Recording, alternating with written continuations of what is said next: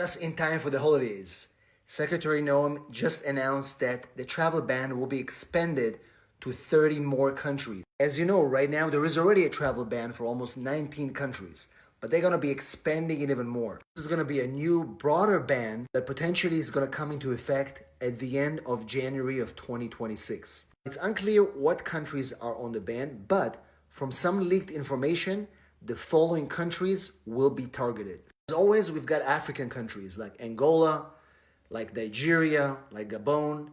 Even Ethiopia is on that list. Whether it's going to be a full ban or partial ban on any of these countries is still unclear. Next, at 5 Caribbean, Latin American countries: Honduras, Nicaragua, El Salvador, and Guatemala. Of course, the Middle East, we've got Algeria, Egypt, and the Palestinian Authority.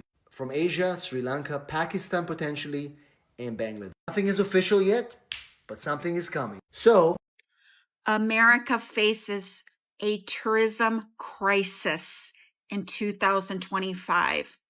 Foreign visitors choose safer, easier destinations. The last time I checked at the actual numbers of cancellations to the United States, it was over 1 million foreign travelers, both business travelers and people coming for fun. About a month ago, it was predicted that we were going to lose almost $13 billion in tourism alone in the United States of America. $13 billion isn't an abstract number. That's hotel housekeepers losing shifts, tour guides with empty schedules, restaurant servers watching sections get cut, small businesses that depend on tourist dollars closing permanently. And here's the brutal part. This is choice-based damage. Nobody's banning Americans from traveling. People are choosing not to come here. When you make your country look unstable and unwelcoming, surprise, visitors disappear. Cities like Las Vegas, Orlando, New York built their economies on foreign tourists. Now they're staring down a crisis nobody planned for. The people who push these policies, they'll be fine. The workers losing their jobs, not so much. Were you planning on coming to the United States and you've canceled your travel, either as a Canadian or from another country? People following me, did you know there is a boycott of the United States of America? Do you know that tourism is a huge industry in the United States of America, and it is top industry in places like Las Vegas and different places? It is going to be catastrophic and devastating to our economy. It will ripple through because it will cause layoffs. It will cause businesses to close. It will cause no hiring. It is going to be an avalanche that at this point, I don't know if we can stop. Forget about the ICE raid, people dying in detention centers that are from other countries. It is not looking good for tourism in 2025. Well, let's look what Air Canada in the Financial Times said. Air Canada is to reduce their capacity to the United States as demand has shifted among the threat of the Trump tariffs. Listen to that again. Air Canada is now shifting the number of flights they're flying into the United States because of a shift in demand by Canadians. They're not coming. They're not going to come. And so Air Canada is redeploying its aircraft to fly to other cities and other locations around the world that they want to go to. They don't want to go to the United States. If you look at my post on my TikTok, you'll see that they're saying that one after hundreds and hundreds and hundreds, if not thousands. I actually had about 11,000 people commented yesterday on it, and they're not coming to the United States. Thank you, Donald Trump. So if you work in the travel or tourism industry in the United States and you used to have a lot of Canadian guests, guess what? Starting March, they're expecting this to drop off significantly because Air Canada is reducing the flights to the United States. If they were making money on the flights, they would clearly be flying here, but they are not. Thank you, Donald Trump. I thought you were supposedly campaigning on reducing inflation, reducing the price of eggs, food, and they only skyrocketed, Donald Trump. When your closest ally starts avoiding you, that's a problem. Major airlines are cutting capacity to the U.S. because demand shifted, not because they want to, because Canadians, Europeans, Everyone stopped coming. That's demand destruction. When airlines reduce capacity, prices go up for everyone who does travel. Tourism drops, local economies contract, and inflation doesn't fix itself. It gets worse. Policy has consequences. Tariffs don't just hurt other countries, they hurt us. Travel bans don't just keep out threats, they keep out everyone, including the people who spend money in our economy. You can't deport the agricultural workforce and expect food prices to drop. Basic economics. Okay, this is a very important question. You belong to a country that has travel ban to the US. So I would recommend wait until the new government comes in, because these laws, they do keep changing. So you don't have to worry about this as a permanent issue. This is a temporary issue. So that's what my recommendation would be, the delay. But if you still want to take USMLEs, then remember USMLE is accepted in many other countries, like Middle Eastern countries, Ireland, but the USMLE can be expensive. So it's better to take the UAE exam directly rather than going for USMLE. So it's up to you. You have to take a decision. So my recommendation is for all the countries, all the students from those countries that have travel ban to the US, that delay your exam and try for something else meanwhile, because this is not going at least for 3 more years. So just also remember that your life has just begun. Career can be successful in any part of the world. You can be successful in any part of the world. Maybe it's a blessing in disguise and nature wants you to go to any other country. Maybe nature wants you to take to go to Australia or New Zealand or Canada or any other country, and you will have way better career than you could have had in the US. So just stay positive and think about that. Things happen for a reason. There is always a good reason behind things. So stay positive, keep moving towards your success. If you have any questions, send me an inbox message. I'll speak with you. Thank you. Honestly, this is smart advice. If you're from a country facing a travel ban, waiting isn't giving up. It's strategic planning. These policies shift, administrations change. But here's the real insight. The US isn't your only option. Canada, Australia, New Zealand, the UAE, Europe, they're actively recruiting skilled professionals. They offer pathways to residency, stability, and frankly, less chaos. The American dream still sells well in movies. In reality, it's become a gamble of visa uncertainty and political volatility. If you're staring at a travel ban thinking your career is over, it's not. You have options, maybe better ones. You wouldn't have gone on holiday to Nazi Germany, would you? You wouldn't have gone and spent your hard-earned money in a state that was actively committing a genocide, would you? You wouldn't have knowingly gone and spent your money and therefore supported an economy of a state that was knowingly committing human rights monstrosities, would you? So why the fuck are we still going to America on vacation? How many countries has the US bombed in the last 12 months? Yemen, Somalia, Iran, Iraq, Syria. They've obviously massively funded the genocide in Palestine. They've kidnapped the Venezuelan president. Oh, they're kidnapping their own people on the streets and shooting people in the face if they dare to try and stop them. You want to go there? You want to choose to go there? I can only assume that if you've managed to get a visa to go to the United States of embarrassment, you likely have the opportunity to go to many other places. Explain it to me like I'm 5.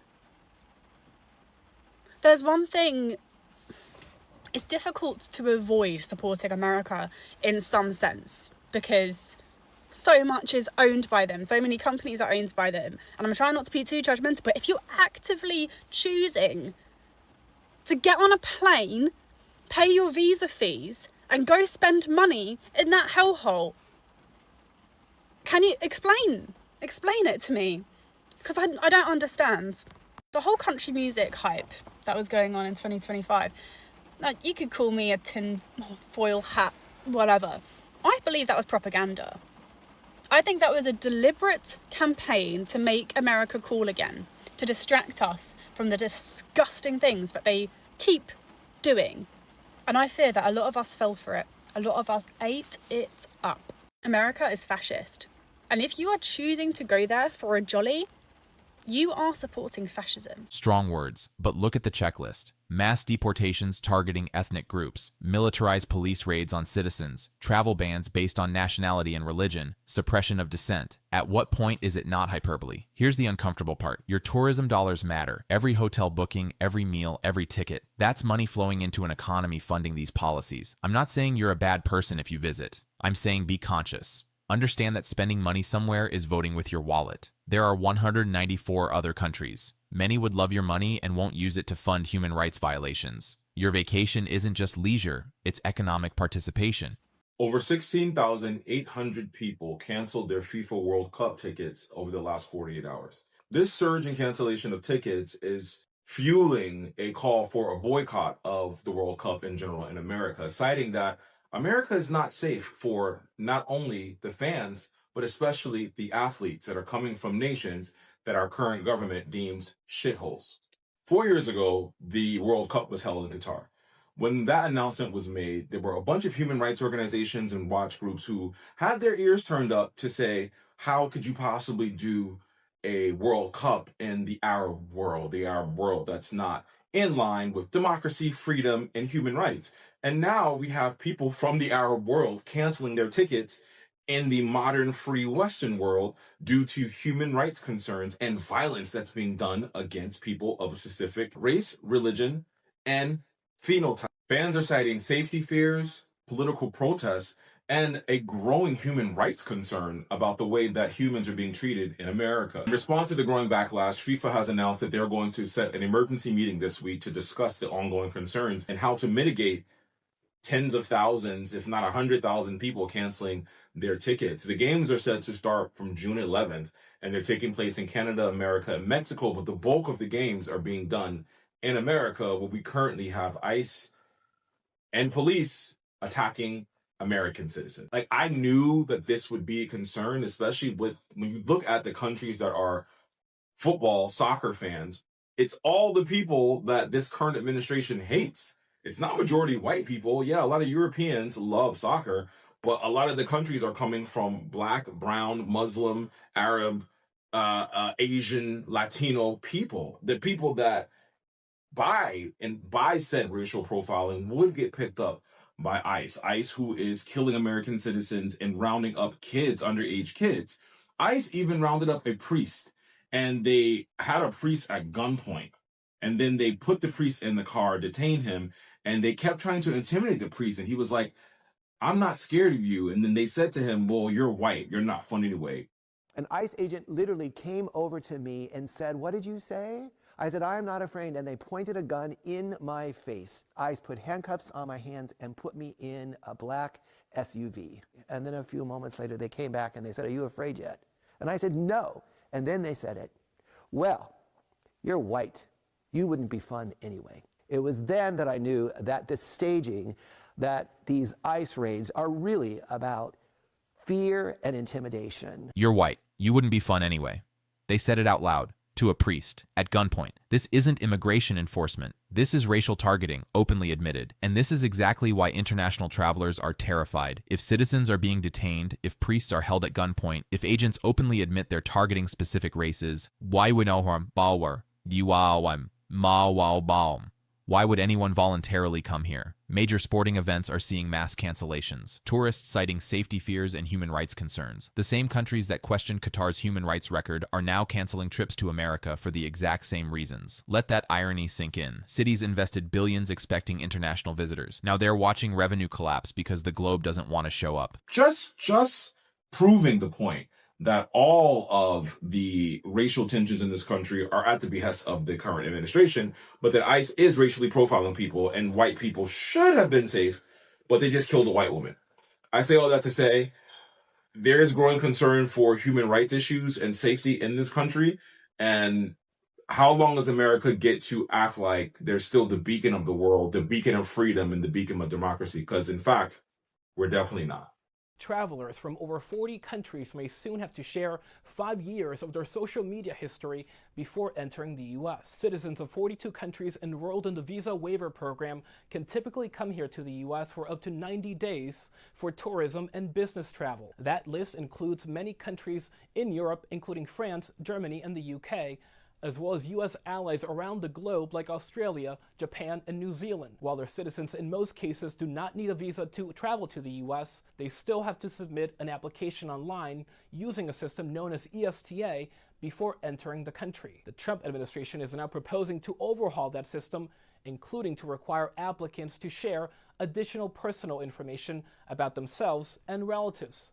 That would include their social media activity over the past 5 years, emails that they have used over the past 10 years, and the personal information of direct family members, including phone numbers. The administration says the changes will enforce an executive order that President Trump argues is designed to deny entry to people who may pose a threat to national security or public safety. But critics say the proposed changes could scare would-be travelers and negatively impact tourism months before the U.S. hosts the World Cup alongside Canada and Mexico next summer. 5 years of social media history, just to visit as a tourist. Every tweet, every Instagram post, every political opinion since 2021. Hand it all over to visit Disney World. Who's gonna do that? This applies to visa waiver countries, our closest allies. France, Germany, UK, Australia, Japan. Not security threats, the countries that actually visit in massive numbers. When German tourists say, I'll just go to Canada instead. When British families choose Spain, the US loses billions more. And here's the kicker. This probably won't stop a single actual security threat, but it'll absolutely stop millions of regular travelers. International events are months away. The financial damage is already mounting.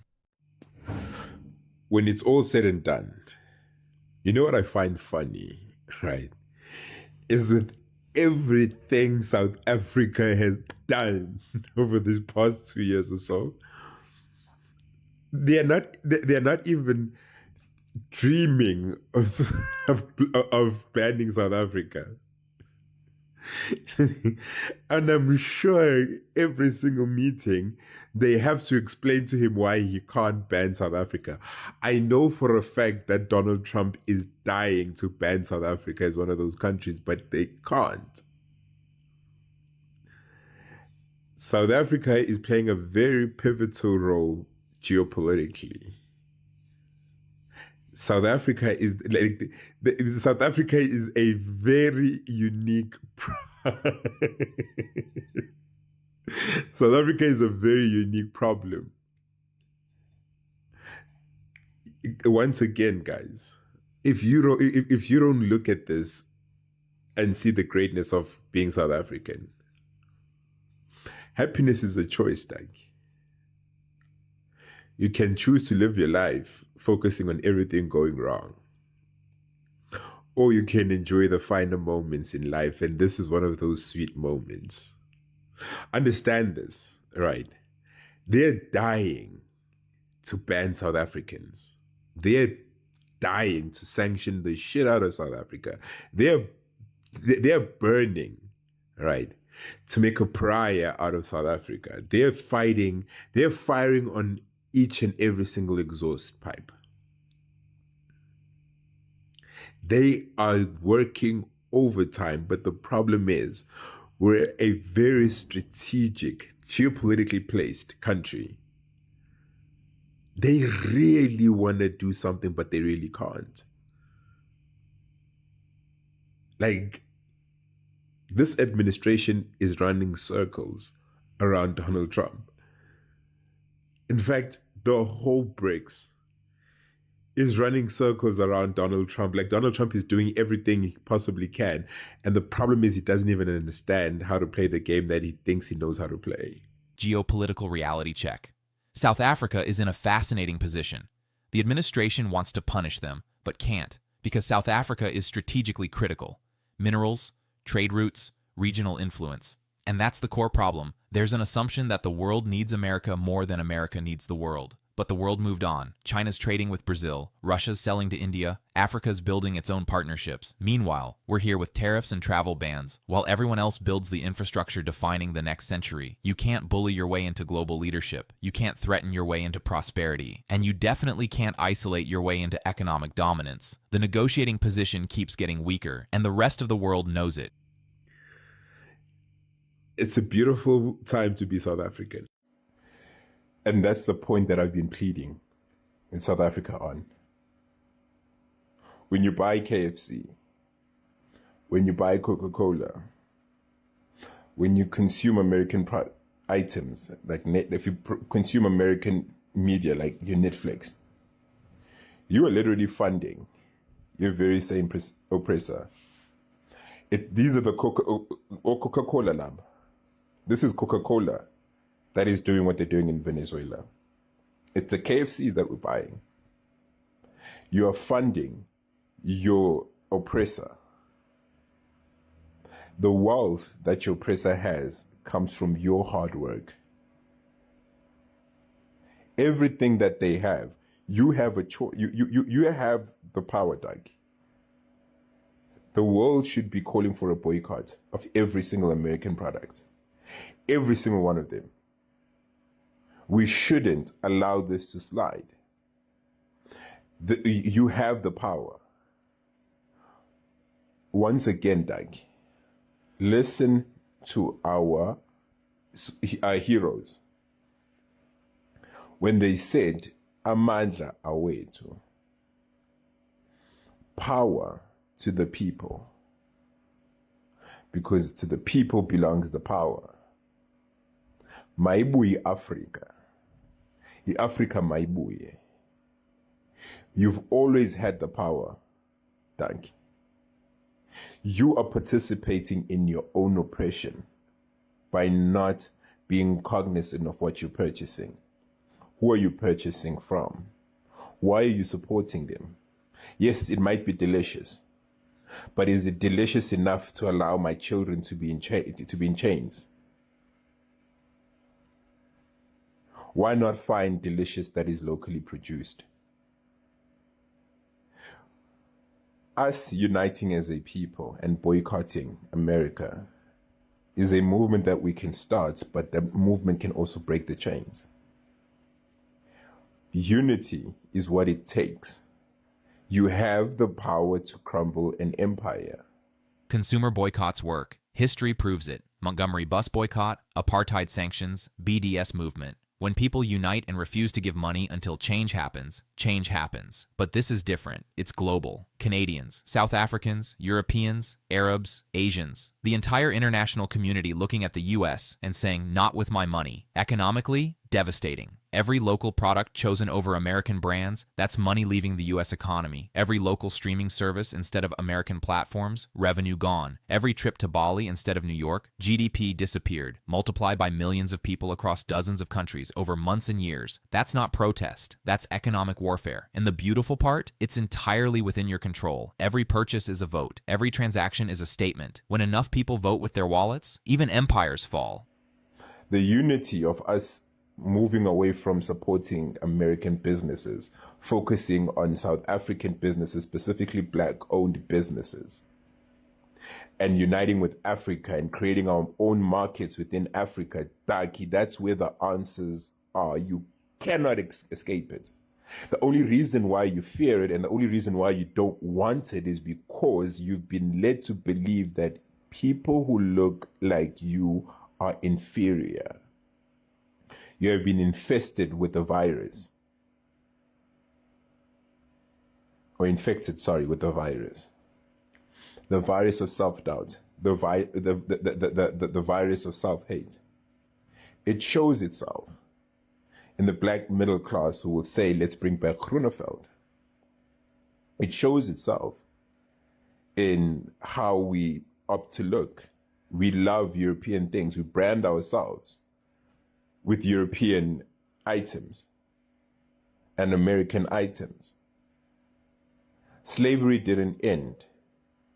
Slavery just put on a mask. That's all it was. Where before they used to use a hot iron to brand our forefathers. They would brand their skin and leaving a mark that says, this person belongs to this brand. To the brand of the William family, to the brand of the Smith family. We have now voluntarily branded ourselves. We found a painless way, but now we still want to brand ourselves with Louis Vuitton family, with Dolce & Gabbana family, with Nike family, with Adidas family. We are participating in our own oppression. We are participating in our own marginalization, Doug. We're participating in our own disenfranchisement. The day we understand this and we unlock our brains and we start creating opportunities for one another, every single human being counts. Nobody must be left behind. The whole of Africa, the Africa in the diaspora, Caribbean, everywhere. If we decided that we are done with the superficial differences that have been imposed on us, because when they insult us, they insult all of us. When they enslave us, they enslave all of us. When they colonize us, they colonize all of us. It'll be up to us to stand up and say, no more. We're done. And it starts with making those changes. This isn't about politics anymore. It's about consequences. Build policies on fear, division, and exclusion. Don't be shocked when the world excludes you back. Target immigrants, ban travelers, deport workers, militarize streets. Don't be surprised when people spend money elsewhere. The world isn't boycotting America because they hate Americans. They're doing it because the policies are morally indefensible and economically destructive. Economic consequences don't care about ideology. They just happen. Tourism drops, revenue falls, jobs disappear, prices rise, and who pays? Not the policymakers, regular workers, families, small business owners. That bill, it's coming due, and it's expensive. Once again, Doug, I'm trying to make sure that if they ban me here on TikTok, you can find me. Please check out the link in my bio to my YouTube page. They are looking to silence us. So I'm available on YouTube. I have a YouTube channel, and I also have a Lulio channel. Please download Lulio. It's proudly South African. I don't know who the directors are at the moment, but the fact that it's proudly South African, it means that we have some accountability. It's time for us to take back power into our hands. So here's the lesson. You can't cheer for xenophobia and then cry when the world stops visiting. You can't vote for isolation and expect tourism to thrive. Over 1 million cancellations, $13 billion gone, mass layoffs rippling through entire cities. Self-inflicted, predictable, avoidable. And now the same voters who wanted this are furious about the consequences. Economics doesn't care about your feelings. It cares about math. And the math says, when you make enemies of the world takes its money elsewhere. Drop a comment, share this, subscribe, because this is just the beginning. See you next time.